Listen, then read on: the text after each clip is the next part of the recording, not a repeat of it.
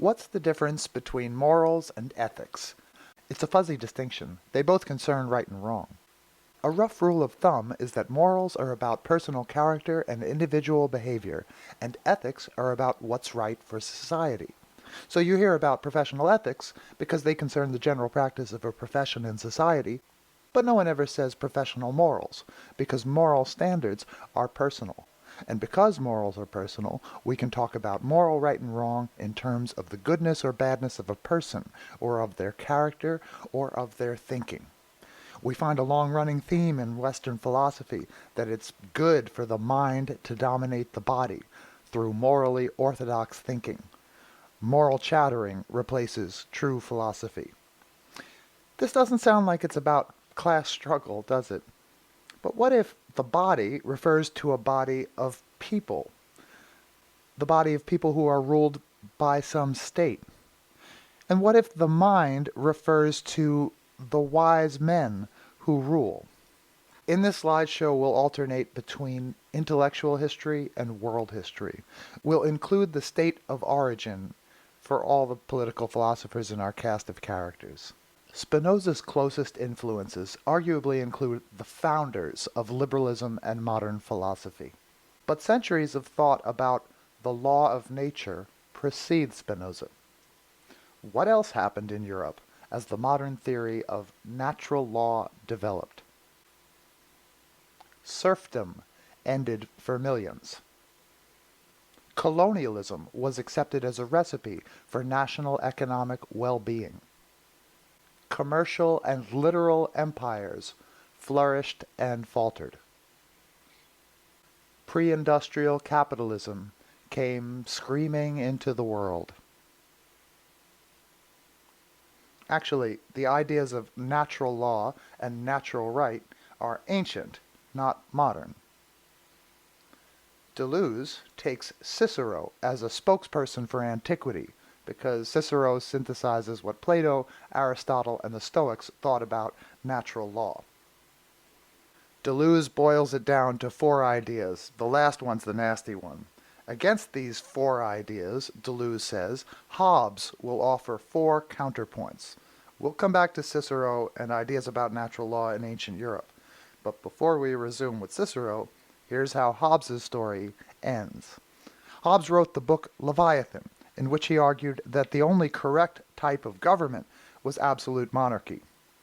Although the founders of the Republic of the United States were not monarchists, they were profoundly influenced by what Hobbes thought about sovereignty. The creation of the political theory of liberalism is most often credited to Locke, but some, like Leo Strauss, credit Hobbes with the founding of liberalism. If you don't know who Leo Strauss is, don't worry about it. The guys at the Know Your Enemy podcast are obsessed with him. If you want to know more about a political philosopher who influenced many conservatives. Back to Cicero. The first principle of natural law in antiquity is that what we are for some reason, some purpose, some end.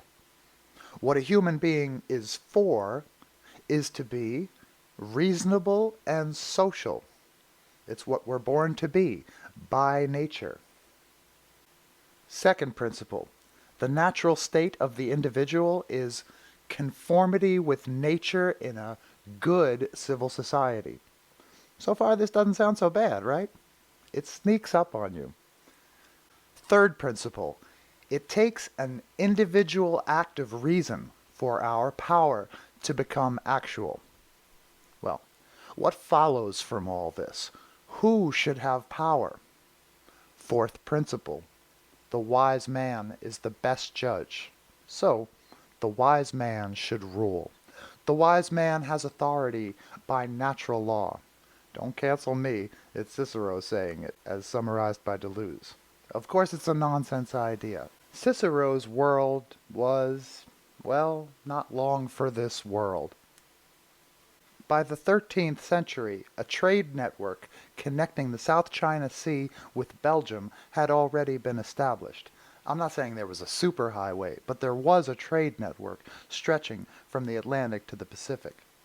Meanwhile, Europe struggled through the crisis of the late Middle Ages. Population estimates in this period are at best educated guesses, but there isn't much argument about what direction the number was heading in the 1300s. Down. Net population loss. Europe was not in a position to be doing much colonial expansion, is my point here. But Europe was trading with Asia. Europe had been trading with Asia for quite a long time. Ancient Rome got its silk via the Silk Road. What's novel about Marco Polo's travels in East, South, and Southeast Asia is that Europe had not been in cultural communication with these places.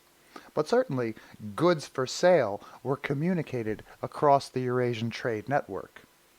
And so, it must have been a very big deal for Europe when, in 1453, the Ottoman Empire captured Constantinople, ending the Silk Road and cutting off trade between Europe and Asia. Within a few decades, Spain and Portugal were dividing up the wealth of the planet on a map in the 1494 Treaty of Tordesillas. Genocide and the transatlantic slave trade were soon to follow. The story of natural law resumes at exactly this moment in history with Suárez, a Jesuit priest who lived in the Spanish Empire during its rise to dominance in the Americas and in Europe, and who wrote extensively about natural law. In histories of Western philosophy, Suárez usually appears as one of the last of the medievals, or occasionally as one of the first of the moderns. Although Suárez was no abolitionist, he thought slavery should be allowed as a criminal penalty. He found the idea that some people are born to be slaves ridiculous. We are born to be free by nature. Where you're born is just an accident of history. Suárez rejected the now notorious claim of Aristotle, who in Suárez's day was called by many simply the philosopher, that some people are natural-born slaves intended by nature for labor. On the other hand, Suárez agreed with Aristotle that humans are social animals who want to live in community, and that happiness and virtue are the ends of ethical conduct. For Suárez, at the dawn of modern philosophy, as for Aristotle in ancient Greece, the purpose of ethical conduct is happiness and virtue. Suárez says, only that which is a measure of rectitude viewed absolutely, and consequently only that which is a right and virtuous rule can be called law. What makes a rule right and virtuous? In part, its ends. Suárez says, quoting Cicero, a just, quiet, and happy life. But unlike Cicero, Suárez was writing at a time when theology and jurisprudence were not sharply distinguished. For Suárez, part of what makes a rule right and virtuous is that it is law given by God. He cites the book of Isaiah. God enlightens us, admonishes us, aids us, so that Isaiah most justly exclaims, "The Lord is our lawgiver, our king." Well, I pulled out my Jewish Bible to look at the passage, and what struck me was the references to technology. Jerusalem is a tent not to be transported. None of its ropes will break. Its enemies cannot steady the sockets of their masts. They cannot spread a sail. In this passage, there is at least the suggestion that following God's law is of material benefit to society. Returning to the main thread, there is the strange idea in Western philosophy that ends can be causes. What a thing is for is what causes it to be. This idea survives nowadays in evolutionary biology, at least as a rough way of speaking. The function or purpose of, say, photosynthesis is the reason why photosynthesis evolved, to obtain energy from sunlight. And certainly in everyday life we say things like, I took action because I had a purpose in mind. But it really is a strange idea that something physical, like hands for instance, exist because hands have a purpose. Having a purpose means having a purpose in mind. So evolution can't have a purpose because evolution can't have a purpose in mind. But according to Suárez and many other pre-modern and early modern Western philosophers, it is God as creator who acts with a purpose in mind in creating living things. God, like the wise man, is the best judge and therefore should rule. This whole line of reasoning will be exploded by the early moderns, for example, Hobbes and Spinoza. According to Deleuze, Hobbes and Spinoza start from the body as the mechanical and dynamical model, rather than starting, like so many of their predecessors, with a natural law of purposes or ends. Deleuze walks us through 4 counterpoints characteristic of the early modern theory of natural right.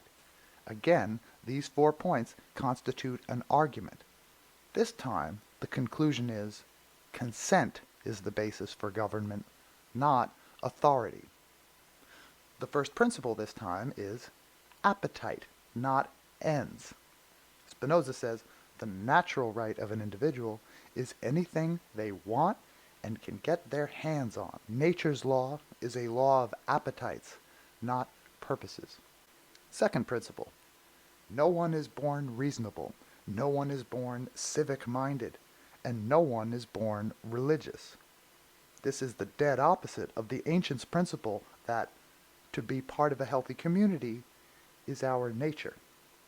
Now, Spinoza famously identifies God and nature as being the same thing. So all that nature allows, God has decreed necessary. Our natural right, then, for Spinoza, is unconditional. No one has the authority to violate the laws of the physical universe, the laws, that is, of God or nature. It follows that nobody has the authority to decide my rights. As Deleuze says, my rights are inalienably mine from nature, and nature forbids only what nobody wants and nobody can do. Deleuze writes, if we are led to renounce our natural right, this will not happen by recognition of the wise man's authority, but through our own consent, from fear of a greater evil or hope of a greater good.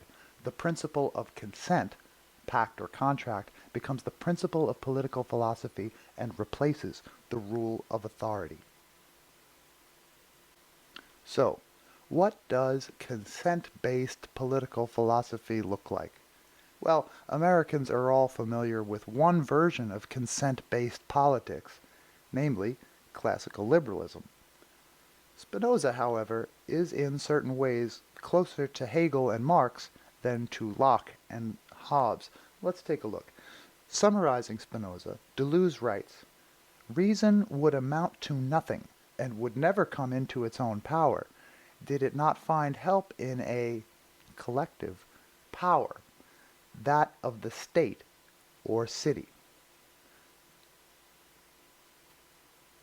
The city is in no way a reasonable association.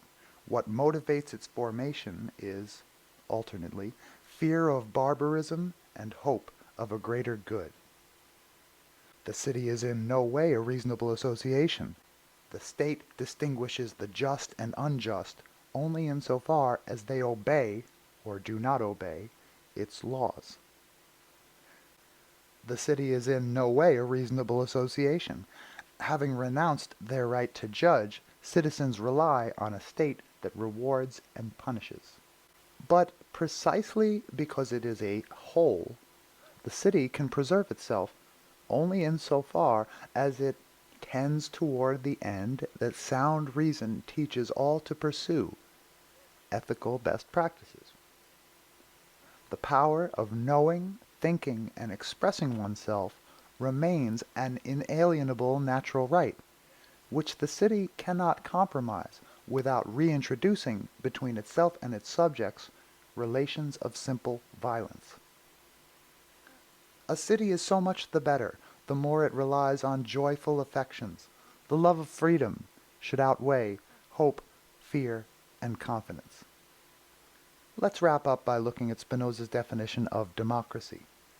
Deleuze writes that the primary question of the Ethics, Spinoza's most famous book, is what must we do to be affected by a maximum of joyful passions?